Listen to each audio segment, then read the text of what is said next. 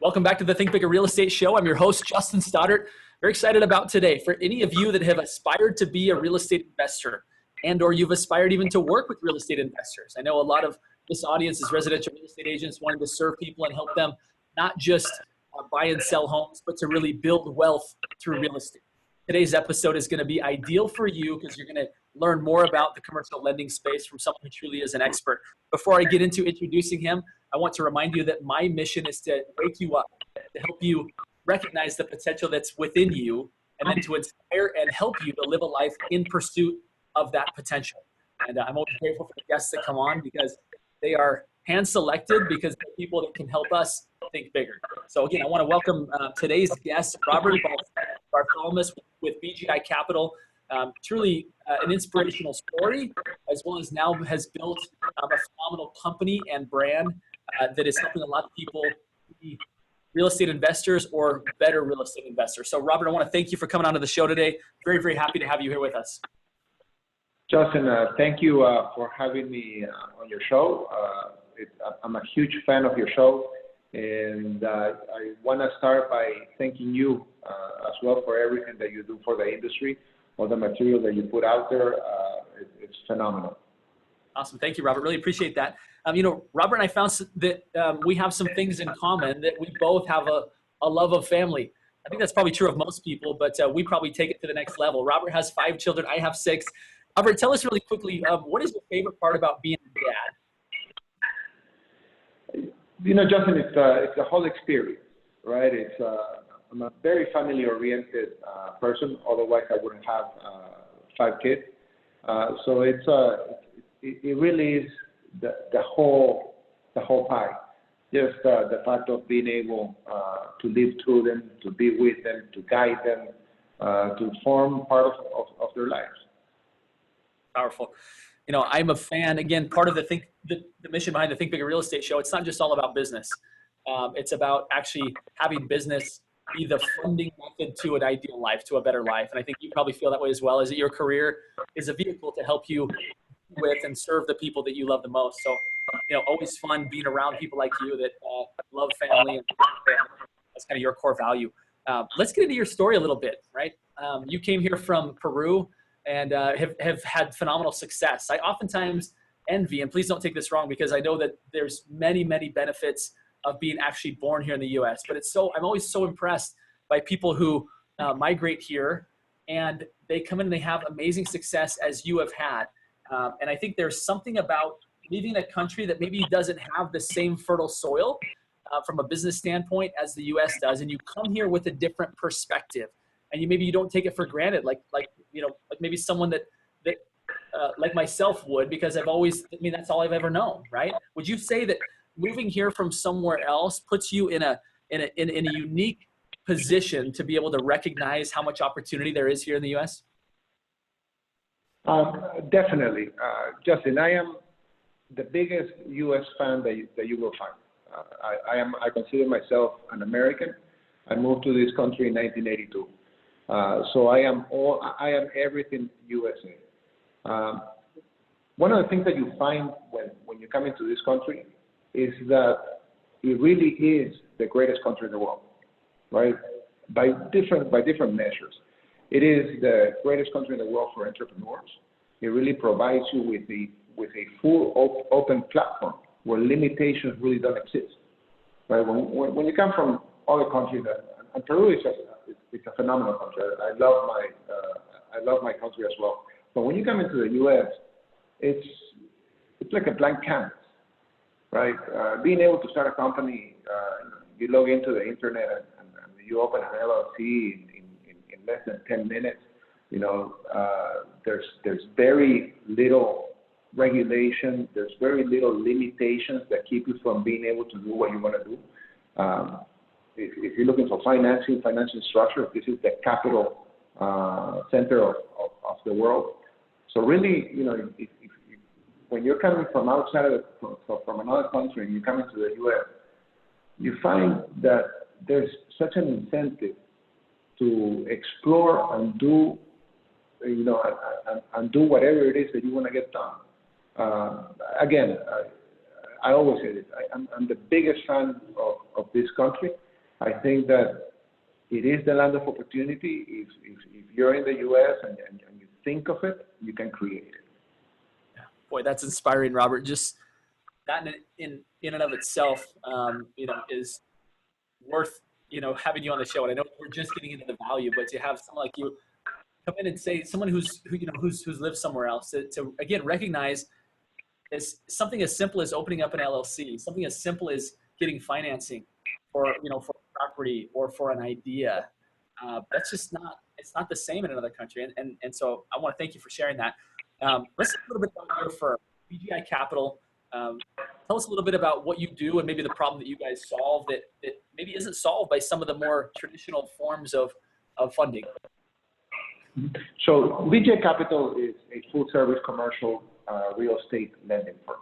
One of the greatest advantages that our company has is that we manage our own funding, right? So we're a direct lender. Our funds are discretionary, so decisions are made in-house. So when we're dealing with a lot of investors, and we work with a lot of seasoned investors as well as with first-time investors. One of the greatest advantages is that we can really sit down with our clients, understand what their business plan is, guide them through the process, and tailor make a product specifically for them, which works phenomenal for first-time investors, right? We take the time to sit down with them, work them through the whole process, and put something that really helps them be successful. One of the things that we do offer, Justin, aside from having our own private fund, we're also full-service commercial mortgage brokerage operation. So for the larger transactions, for the more seasoned investors, we can put together, we can structure deals and place them with institutional, national investors as well. That's really, what I see as some of the value, right? Is that you guys have the ability with your own funding as well as the ability to go get it at a larger scale when necessary, when needed. Would you say that not having what you just described keeps people from either starting or succeeding at a higher level because they don't have someone who's really kind of tailor making and really even asking the questions of like, where is it that you're ultimately trying to go with this, right? I think sometimes you get banks that just come in and say, they look at it on a project by project basis without actually getting to know who are the people and what are the people's goals, right? And I think there's a great lesson in that for all of us that are in well-paid sales professions, right? Whether it be title, whether it be real estate, whether it be lending, that moving into that more advisory role, I think is critical for us remaining at the center of the transaction. But again, tell me, do you see that that's pretty unique in your industry? And am I right that a lot of banks and lending institutions look only at the project and not really at like the people behind it? Well, first of all, I'm an ex-banker. I always say that I'm a recovering banker. I was in banking for 20-something years, and I decided to venture out on my own a few years ago, and that's how BGI Capital comes about. I found a great business partner, and we've been able to do very interesting things together. Banks are relationship driven, but regulation is hampering their ability to move as efficiently as they have to in a lot of cases. So that opens up opportunities for lenders, alternative lenders like us, who are willing to look at transactions with a little more creativity and to look at transactions a little bit outside of the box. Okay. I think that one of the, and we've seen this in a few cases where we have actually taken a client that comes in through our fund because they're not ready to go the banking route. And we've been able to advise them through their first transaction. And by the time they're in their second or third transaction, they're able to go to a financial institution for more traditional financing structures. So I think where we thrive, where we do the best, is where we can actually sit down with a client and look at what they're doing now and what their goals are in the future, and we can walk them and hold hands with them and go with them through the whole process. I think that's one of the greatest values that we add to the relationship with a client. is that advisory, that advisory role that we serve. Yeah, I love that. Again, I think there's probably no shortage of capital out there, capital resources, right? But I think a lot of us sit on the sidelines because we don't know how to get started. We don't know that first step, right? You guys obviously give advice to investors. One, because you are an investor yourself and you've been on that side of the table at some point. Again, a lot of my audience serve people at a really high level when it comes to helping them with their real estate transactions. Yet they sit on the sideline as an investor for not knowing how to get started. What advice would you have for somebody whose maybe ultimate goal is to own apartment buildings, right? Yet realizing you can't necessarily just start with a big apartment building. What blueprint would you lay out for somebody that was maybe in that spot? Because that's the spot that I find my clients in, is ultimately they'd love to have multifamily, apartment type situations. Yet getting started is can be fairly intimidating. What advice would you have? I think that the biggest piece of advice that you can give a first-time investor is do your homework, right? I mean, if you're looking to buy a multifamily, it's important that you are very clear on what that entails. What market are you going to go in? Do you want to be in what kind of MSA do you want to be? What kind of expenses are you going to incur? What are the expenses related to running a multifamily? Right? So you really have to do your homework. You have to understand your market very well. You have to understand, what the cost implications of the investment that you're going to make, and what kind of financing structure are you going to use? What do you need to do to be able to be approved for financing? So homework in real estate, as with any other venture, is critical. Do your research.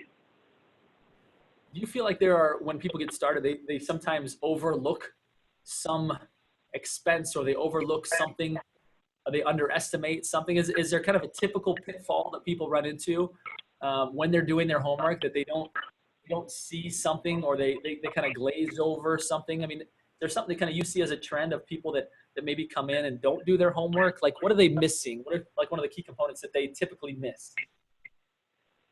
We find that sometimes. But I gotta tell you, a lot of the people that we end up interviewing that come and meet with us for financing, they come pretty well prepared, right? Sometimes you miss a few of expenses. I mean, if we're talking about a multifamily, one error that we see is the calculation of tax and insurance expenses.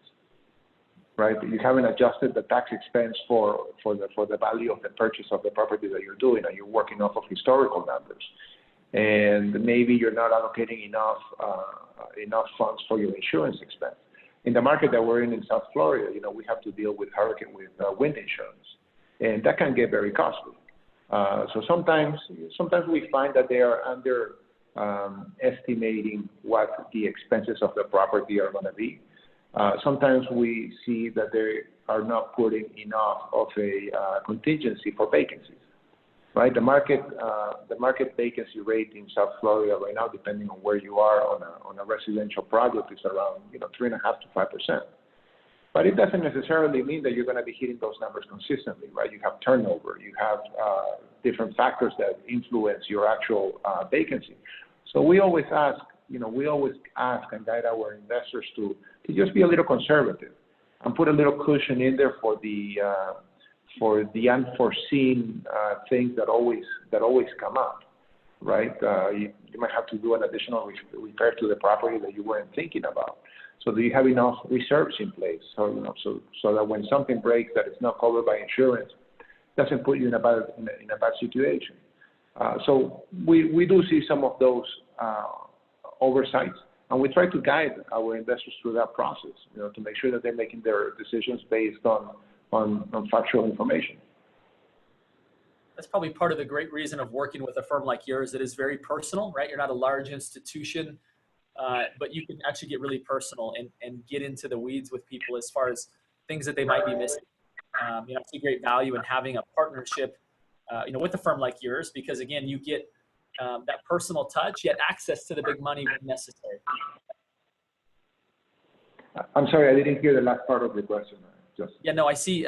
It was more a statement that I can see the value of having a partner like BGI Capital, because it really gives you the ability to have someone who can be very personal with you and even identify areas that you might have missed, especially when you're getting started.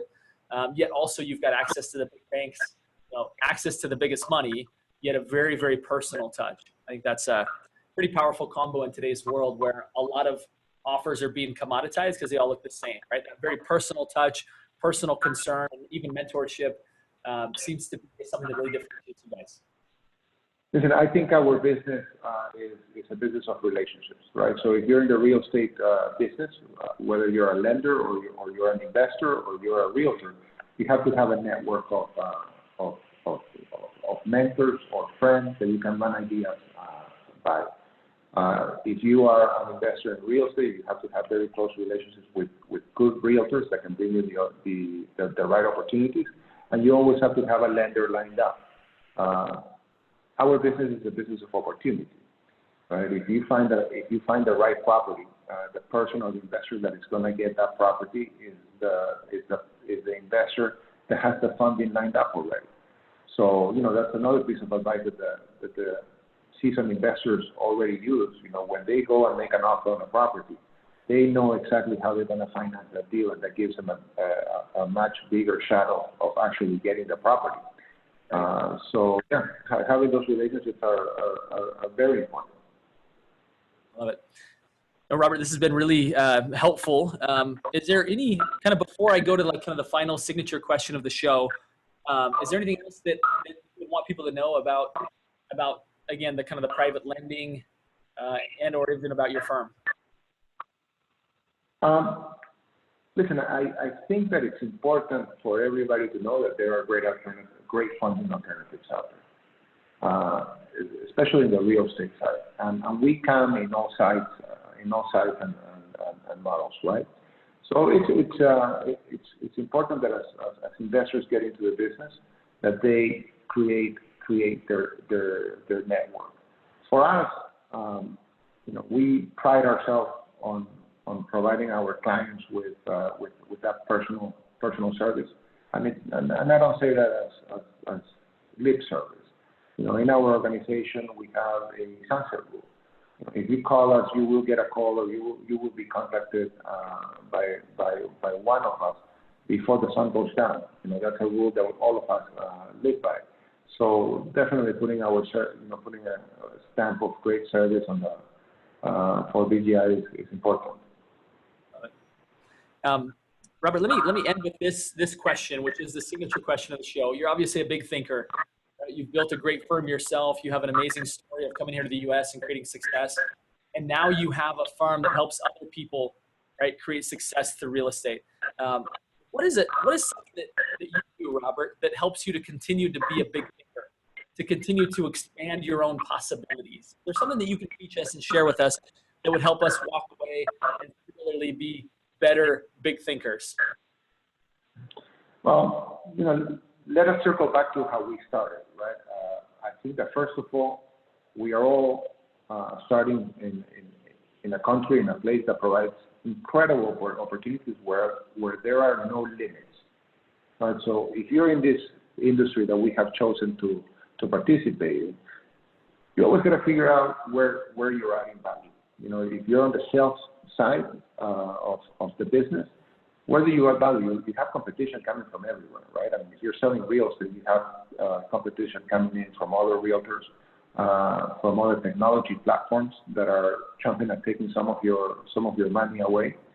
So you got to figure out where you add value. How do you come up to a combination of service and technology? Because you cannot survive in this business without technology.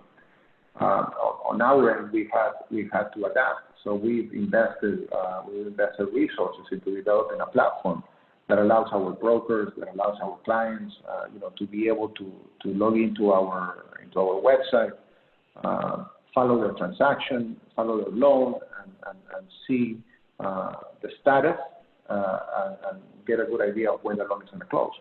So we're adding technology with service. So if you're in this industry find your value proposition. Find your value proposition and put it out there. Love it. I love it.